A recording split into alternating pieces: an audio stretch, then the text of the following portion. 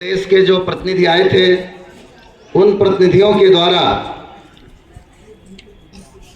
All India railways federation के शीर्ष नेतृत्व के समक्ष रेल कर्मचारियों की विभिन्न समस्याओं को रखने का काम किया गया। उसमें जो मूल बातें निकल कर आई उन बातों का एजेंडा बना करके और 21 तारीख पूरे देश में प्रदर्शन के लिए तय की गई। आज हर शाखा स्तर पर, मंडल स्तर पर, पूरे भारतीय रेल में लाल झंडे से संबद्ध यूनियनें प्रदर्शन कर रही है और उसी के तहत आज का यह प्रदर्शन है। यह न केवल जबलपुर में, सतना में, व्यवहारी में, कटनी में, पिपरिया में, सागर में, दमोह में, सभी जगह रेल कर्मचारियों के द्वारा लाल झंडे के नेतृत्व में किया जा रहा है। इसकी जरूरत क्यों है और हर बार हमें फील्ड में क्यों आना पड़ता है? वजह बिल्कुल साफ है। सरकार का, सत्ता का यह मानना है कि जितने कम से कम लोगों में संस्थाओं को चलाया जाए उसका फायदा सरकार को होता है, कर्मचारी को नहीं होता। आज भारतीय रेल में संरक्षा से जुड़े हुए, सेफ्टी से जुड़े हुए 1.5 लाख पद रिक्त हैं। प्रतिवर्ष हजारों लोग रिटायर हो रहे हैं। जितना आप आरआरबी, आरआरसी के माध्यम से भर्तियां निकालते हो उससे ज्यादा लोग हर साल रिटायर हो जाते हैं। अब इतने बड़े संस्थान को कैसे चलाया जाए, इसके लिए आज ये विरोध प्रदर्शन किया जा रहा है। 12 वर्ष के बाद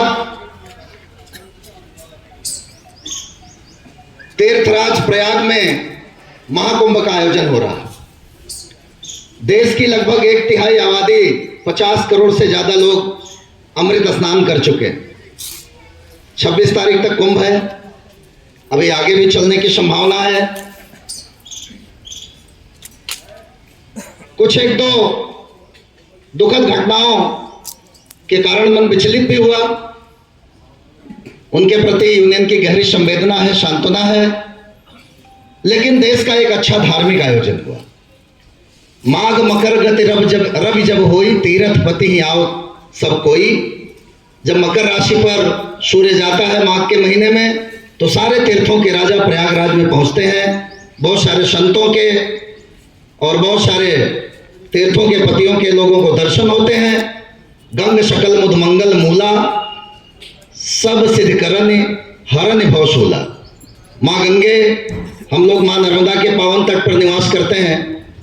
माँ गंगे की जलधारा में स्नान करने के बाद लोगों को एक अलग ही अनुभूति होती है। वाकई में वहां जाने के बाद लगता है कि यहाँ पर अमृत छलक रहा है। कभी निश्चित रूप से कुंभ को लेकर भागते हुए निशाचरों के हाथ से जब देवताओं ने कुंभ को झटका दिया होगा तो 4 जगह अमृत की बूंदें गिरी, प्रयाग, नासिक, उज्जैन और हरिद्वार। और प्रत्येक 12 वर्ष में इन स्थानों पर महाकुंभ का आयोजन होता है। उत्तर प्रदेश के माननीय मुख्यमंत्री योगी जी की व्यवस्था और प्रयास बहुत ही सराहनीय रहा और उन्होंने वाकई में एक अच्छा धार्मिक आयोजन करने का काम किया। इसके लिए सरकार को कोटिशा बधाई। और उस आयोजन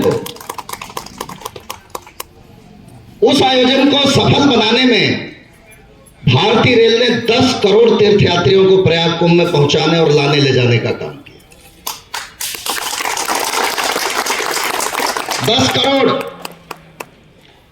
हजारों कर्मचारी रातों दिन वहां ड्यूटी कर रहे हैं। स्पेशल गाड़ियां चलाई जा रही हैं। रातों में मेंटेनेंस हो रहा है। लोको पायलट, गार्ड, एएलपी 18 घंटे, 20 घंटे गाड़ियां चला रहे हैं। लोग प्लेटफार्मों पर खड़े होकर के जनता को समझाइश दे रहे हैं, सेवाएं दे रहे हैं। हजारों की संख्या में स्पेशल ट्रेनें चल रही हैं प्रयागराज की ओर। देश में जब जब चाहे वो धार्मिक आयोजन हो, चाहे वो देश पे आपदा आए, चाहे वो किसी और देश से संघर्ष का मुद्दा हो, चाहे कोरोना जैसी महामारी से लड़ने का मामला हो, भारतीय रेल का कर्मचारी और भारतीय रेल हर स्तर पर शीर्ष में रह करके संघर्ष करने का काम करता है, सेवा देने का काम करता है। यही वो भारतीय रेल का कर्मचारी है जिसने कोरोना काल में अपने जान की परवाह न करके इस देश के तमाम यात्रियों को उनकी मंजिल पर पहुंचाने का काम किया।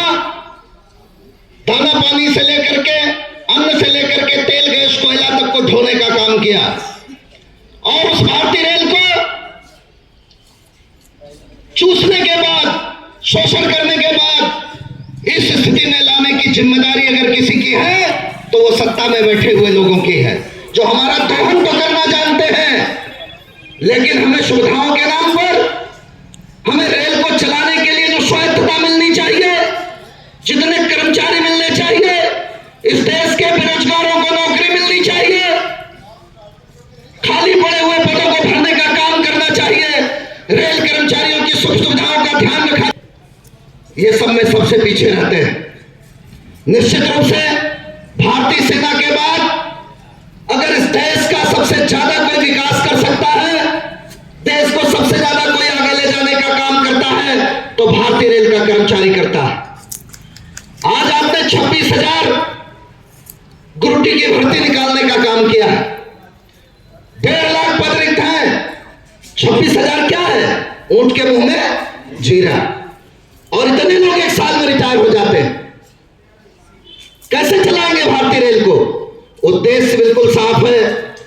किसी अच्छी चलती हुई संस्था को कर्मचारियों की कमी से पहले बर्बाद करो, उसको ठेके पे चलाओ, शिकायतें आने दो, फिर उस संस्था को बेचने का काम करो, उसे घाटे में दिखाओ और उसे बर्बाद करने का काम करो। उसका फायदा किसको मिलता है? पूंजीपतियों को मिलता है। फायदा किसको मिलता है?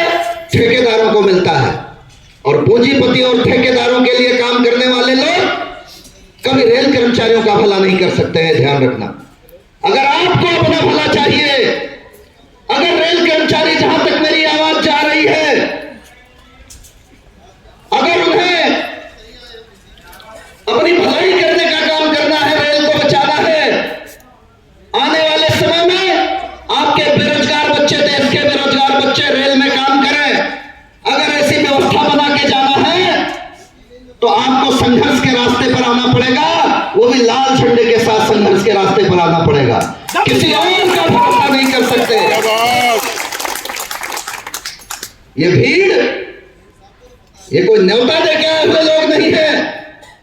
ये अपनी मर्जी से अपने हक और हकूक की आवाज को बुलंद करने के लिए दिल पे पत्थर रख करके हौसला और हिम्मत के साथ यहां पर खड़े हैं, जबकि बहुत सारे लोग इनकी चुगली करने वाले पीठ पीछे तैयार हैं। ये समय की बात है, समय समय की बात है। समय समय के योग लाखों में बिकने लगे 2 कौड़ी के लोग। और हम भारत सरकार को यह बता देना चाहते हैं, केवल WCR से नहीं, भारतीय रेल के 17 जोनों और तमाम कारखानों में 13 जोनों में परचम फहरा करके लाल झंडा आज भी नंबर 1 पर है। आज भी नंबर 1 पर है लाल झंडा। नेशनल काउंसिल JCM में बातचीत करने का अधिकार आज भी लाल झंडे के पास है। अगर सरकार से 2-2 हाथ कोई करने की ताकत रखता है तो वो लाल झंडा रखता है, ऑल इंडिया रेलवे फेडरेशन रखता है, west central railway employ union रखता है।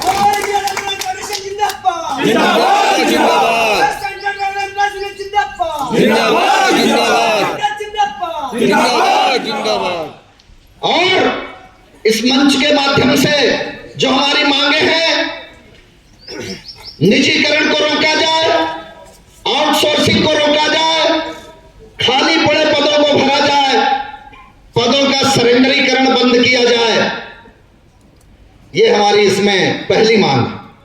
सभी कर्मचारियों के काम के घंटे 8 होने चाहिए। अब आप ही बताइए, हम यूनियन हैं और हम काम के घंटों की मांग कर रहे हैं 8, और इस देश के और विदेश के कुछ बड़े बड़े उद्योगपति और पूंजीपति, आपने बयान सुने होंगे, मैं उनका नाम नहीं लेना चाहता, वो कह रहे हैं कि जो वर्किंग आवर्स है, वर्किंग आवर्स ये एक हफ्ते में 48 घंटे जो है इसे बढ़ा करके 60 या 70 या 72 घंटे किया जाना चाहिए। पढ़ा आप लोगों ने? नहीं पढ़ा। हमारी यही कमी है कि हम व्हाट्सएप में ज्यादा पढ़ते हैं, अखबार नहीं देखते। पढ़ा होगा आप लोगों ने। इस देश के भी और विदेश के भी ठेकेदार और पूंजीपति क्या कह रहे हैं? काम के घंटे बढ़ा करके 48 से कितने होने चाहिए? कम से कम 60 घंटे होने चाहिए, नहीं तो 72 घंटे तो होने चाहिए। और हम मांग कर रहे हैं कि साहब 8 घंटे रोज से ज्यादा ड्यूटी नहीं होनी चाहिए। अभी भाई ओम मिश्रा ने बताया, नाम है 8 घंटे का। आप ट्रैकमैन को देख लीजिए, स्टेशन मास्टर देख लीजिए, आप एसएनटी स्टाफ देख लीजिए, 24 घंटे ड्यूटी करता है। टिकट चेकिंग स्टाफ देख लीजिए, हमारे जितने आर्टिजन हैं, सीएनडब्ल्यू के, ब्रेकडाउन के लोग, लोको पायलट, एलपी गार्ड, कोई भी 8 घंटे ड्यूटी नहीं करता। और कहीं कहीं तो रोस्टर ही 12 घंटे का। आज भी 12 घंटे का रोस्टर बना हुआ है। पॉइंट्समैनों का, waiting room attendant, TNC, watchman, gateman, ये तमाम कर्मचारियों का रोस्टर 12 घंटे का आज भी बना हुआ है। हम मांग कर रहे हैं 8 घंटे की, पूंजीपति मांग कर रहे हैं डेली 12 घंटे की। बताइए आप किसके साथ खड़े हैं? यूनियन के साथ? यूनियन के साथ खड़े हैं कि नहीं? WCRU जिंदाबाद, ऑल इंडिया रेलवे फेडरेशन जिंदाबाद। रेल कॉलोनियों का हालात देखिए, रेलवे कॉलोनियों की और अफसरों के कॉलोनियों की। अभी तुलना करना है ना, ज्यादा दूर मत जाइए। अगर सबकी हालत खराब है तो हम मान सकते हैं। केवल जहां कर्मचारी रहते हैं वहां के रेल कॉलोनियां देख लीजिए, कितने खराब हालात हैं। सफाई का ठेका नहीं हो पा रहा, पता नहीं कैसी छत बनाते हैं, पता नहीं कैसी छत बनाते हैं, कौन सी इंजीनियरिंग आती है उसमें, कहां से लाते हैं इंजीनियर और ठेकेदार और विद्वान लोग। आप घर बनाते हो 40 लाख 30 लाख में, 20 लाख में, 25-25 30-30 सालों तक पानी नहीं टपकता। और वही बिल्डिंग रेलवे बनाता है 1 करोड़ में। कीमत पे ध्यान देना, जो आप 50 लाख में बनाते हो, रेलवे कितने में बनाता है? 1 करोड़ में। और पहली बरसात में एक भी पानी छत से बाहर नहीं जाता। कौन सा सीमेंट इस्तेमाल करते हैं, कौन सी बालू लगाते हैं। बरसात में रेल कर्मचारी अपने घरों में सारे डिब्बे, कनस्तर, सारे वो डोलचे, लोटा, बाल्टी, जग, मग सब उस छतों के नीचे लगा करके उस टपकते हुए पानी को रोकने का प्रयास करता है। छतों में जो है वो दीवारों में क्रैक आ जाते हैं। सीपेज तो कभी बंद ही नहीं होता। ढाल जिधर पानी जाना चाहिए उधर न जाके दूसरी तरफ जाता। कौन सी इंजीनियरिंग लगाते हैं, कहां से मिस्त्री लाते हैं, समझ में नहीं आता। रेलवे कॉलोनियों का ये हाल। और रेलवे कॉलोनी के नाम पर अब मैं बात कर रहा हूं अकाउंट सरीखे पढ़े लिखे विद्वान लोगों के लिए। आप कैलकुलेशन लगाना, रेलवे कॉलोनी रेल कर्मचारियों के लिए सुविधा है या रेलवे के लिए व्यवसाय? आप तहकीकात करना। आज एक रेलवे क्वार्टर बनता है RB2, जिसकी कीमत 40 लाख रुपए रेलवे लगाता है। 40 लाख रुपए में एक RB2 बन गया और वो 50 सालों तक किराए पे चलता है। अब आज से एक 18,000 ग्रेड पे वाले, 18,000 बेसिक वाले को नहीं मिलता, वो 1900 ग्रेड पे वाले को मिलता। उसका मिनिमम किराया जबलपुर का 20%। आज से कैलकुलेट करना शुरू करिए और 50 सालों तक उस आदमी की पदोन्नति SSC तक हो जाएगी, वहां तक कैलकुलेट करिए। अब प्रतिमाह जो रेलवे किराया वसूलता है, HRA तो कट और किराया अलग से लेता है ना, 1000 रुपए महीने। वो किराया, पानी बिजली का तो छोड़ दीजिए, वो तो यूज करता है तो देता ही है।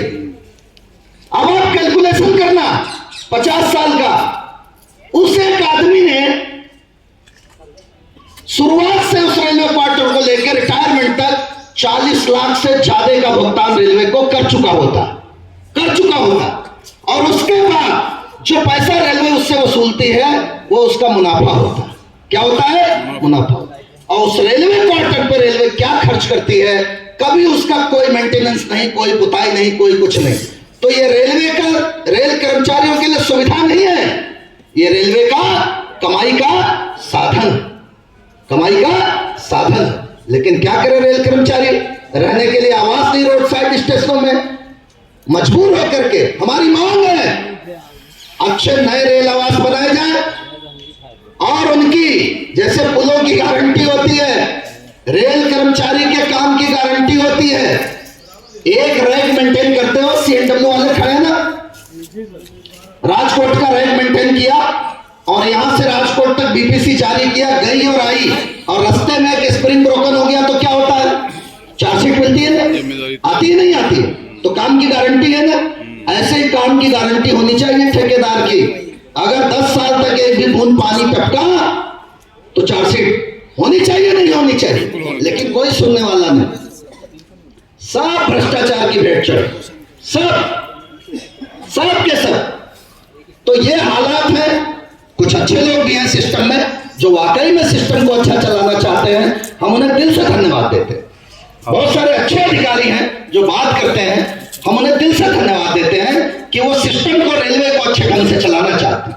अभी मैं सीनियर डिस्ट्रिक्ट को साहब के पास बैठा था 2 दिन पहले, उन्होंने आपने रिकॉर्ड जो बातें बताई, 500 से ज्यादा कर्मचारियों की कमी है।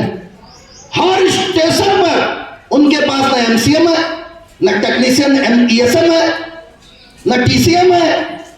ईएसएम 1 2 3 सब भारी पोस्टें खाली हैं और सिग्नल इतने बढ़ गए, आईबीएच, गेट सिग्नल, डबल डिस्टेंट, अब तो ऑटोमेटिक होने जा रहा है इटारसी मानिकपुर। इतना सिग्नल बढ़ गए बेइंतहा, हर स्टेशनों पर, हर गेट पर ढेरों सिग्नल लगा दिए गए और मेंटेन करने के लिए आदमी नहीं। कैसे अफसर काम करा रहे हैं, कैसे काम चल रहा है, उनकी लाचारी देख करके मुझे तो लगा वाकई में भारतीय रेल की बहाली के लिए अगर कोई जिम्मेदार है तो सत्ता में बैठे हुए लोग हैं, ऊपर बैठे हुए लोग हैं जो इस रेल को बर्बाद करना चाहते हैं। वाकई में मतलब कैसे लोग काम कर रहे हैं। और ये हाल केवल एसएनटी का नहीं है, सारे विभागों का है। 37% पद रिक्त हैं आज की तारीख में, 37% इस जोन में, और रेल चल रही है बराबर। हमारे ट्रैकमैन भाई कितनी